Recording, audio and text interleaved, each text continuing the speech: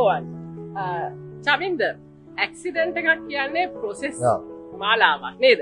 අපි පොඩ ආයි මතක් කරමු අමතක වෙන නිසා ඇක්සිඩන්ට් එකක් වුණායින් පස්සේ මුලින්ම වාහනේ මේ වගේ මෙෂර් කරන්න ඕනේ නේ. එතකොට චමින්දගේ මම හිතන්නේ ආසම සබ්ජෙක්ට් එක තමයි ටච් රිපෝට් එකක් ගන්න එක. ටච් රිපෝට් එකක් කියලා කියන්නේ මොකද්ද? ඇත්තටම අපි දැන් ඒක ඉලෙක්ට්‍රොනික මෙචරින් සිස්ටම් එකක් අපි බේසිකලි කරන්නේ මේ වෙහිකල් එකේ චැසි ෆ්‍රේම් එකේ මොනවා හරි ප්‍රශ්නයක් තියෙනවද කියලා එයාගේ ඔරිජිනල් ඩේටාත් එක්ක කම්පෙයාර් කරලා බලලා රිපෝට් එකක් දෙන්න. ඩේටාත් එක්ක නේද? ඒ කියන්නේ වාහනයක් උත්පාදනය කරන්න මැනුෆැක්චරින් ඩේටා එකක් තියෙනවා. ඒ ඩේටා එකත් එක්ක දැනට තියෙන වාහනේ ගොඩක් වෙලාවට චෙසි එක පැත්ත නේද? ස්ට්‍රක්චර් එක පැත්ත කොයි විදිහේ එරර් එකක් තියෙනවද කියලා මෙෂර් කරන්න ඕනේ. මේ රිපෝට් එක ගන්නේ නැතුව අපිට මෙතනින් එස්ටිමේට් එකක් කරගන්න බැරුව යනවා නේ. එස්ටිමේට් එක පටන් ගන්න මෙතනින්. ඉතින් මෙතනින් පටන් ගන්න මේ එස්ටිමේට් එක ඊළඟට අපිට කරෙක්ෂන් එකකට කරන්න වෙනවා. ඒ කරෙක්ෂන් ප්‍රොසෙස් එක තමයි මෙතන තියෙන්නේ නේද චමින්ද? ඔව්. ඒකට මොකද්ද ඕන වෙන්නේ? අපිට ඇත්තටම මේ ප්‍රොසෙස් එකට අපේ චැසි ලයින ජිග් මැෂින් එක අපිට ඕන වෙනවා. මේ බලන්න අද මෙන්න මේගොල්ලන් වාහනයක් අදින්න සූදානම් කරලා තියෙනවා. මෙන්න මේ රිපෙයාර් එක තමයි අපි කරන්න යන්නේ. මේක තමයි අපේ මේ පුලිම් ටවර් එකත් එක්ක අපි ඇටැච්මන්ට් දාලා මේ දැන් අදිනවා. හැබැයි මේක කරන්න නම් මේක ඇදිලා එනකොට බලන්න අපි කොච්චර දෙයක් අර බලන්න කොච්චර සපෝට් එකක් තියෙනවද කියලා. මේ වගේ මේ ජිග් වලින් මේවා මවුට් කරගෙන ඉන්න නැත්නම් අර පැත්තෙන් ලොකු පුලින් පවර් එකක් දෙනකොට මොකද වෙන්නේ? වාහනේ හොඳට තියෙන ටිකක් ඇදිලා එනවද?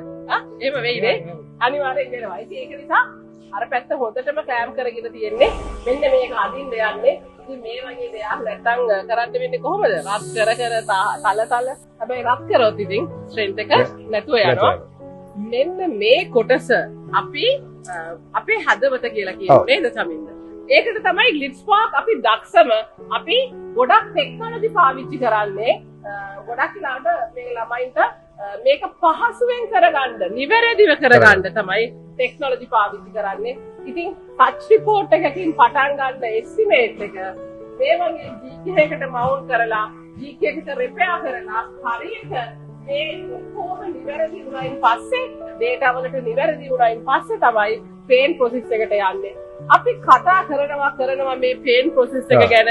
හැබැයි අපි කවුරුත් කතා කරන්නේ මේකේ ගැඹුරුම තැන තියෙන මේ රිපෙයාරින් ප්‍රොසෙස් එක ගැන. අපි මේවා පුනා කියන්නේ හරියට වාහනය නිවැරදි කරගන්නකොට මේ ටෙක්නොලොජි එක පාවිච්චි කරන්න ඕනේ. හැබැයි වැරදියට හදලා අපි ළඟට එන්න එපා. නිවැරදි කරන්න හැදුවටත් වඩා කොස්ට් එකක් යනවා. ඒක තමයි අපිට දැන් ගොඩාක්ම එන්නේ. දැන් මේ වගේ පැනල් ඩැමේජ් වෙච්ච ඒවා හදලා වතුර ලීක් වෙනවා කියලා එනවා. වටේ පේන්ට් එක හොඳටම තියෙනවා. හැබැයි වාහනය ඇතුළට වතුර ලීක් වෙනවා. ඔව්. ඉතින් ඒව හදන්න චමින්ද ආයෙමත් මේ ඔක්කොම ගලවන්න ඕනේ. ඊට වඩා හොඳයිනේ ඇක්සිඩන්ට් එකක් වෙච්ච ගමන්ම හරි විදියට හදාගත්තා නම් නේද? ඉතින් ඒක නිසා ඇක්සිඩන්ට් එකක් වෙච්ච ගමන්ම හරි විදියට හදාගන්න අපිට කතා කරන්න.